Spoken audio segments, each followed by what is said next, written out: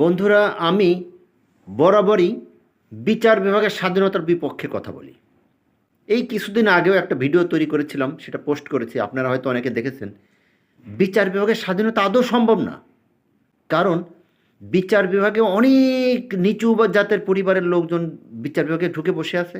অনেক আজে বাজে ফ্যামিলি থেকে তারা জজ হয়েছে, বিচারপতি হয়েছে।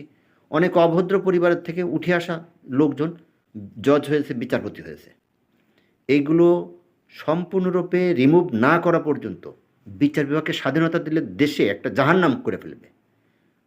আপনি যদি বিশ্বাস না করেন, আমার এই বক্তব্যের সঙ্গে আর একটা বক্তব্য আমি অ্যাড করেছি, দেখুন বক্তব্যটা, শুনুন ঘটনাটা কী।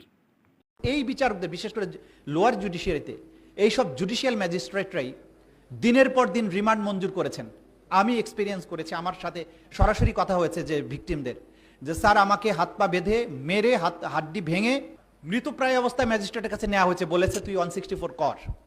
আমি ম্যাজিস্ট্রেট সাহেবকে যখন একা পেয়েছি আমি বলেছি যে স্যার আমাকে এইভাবে ধরে নিয়ে আসে, আমি কিছুই জানি না, আমাকে এইভাবে অত্যাচার করেছে, আমি কোনো 164 করবো না স্যার, আপনি আমাকে আর রিমান্ডে দিয়েন না।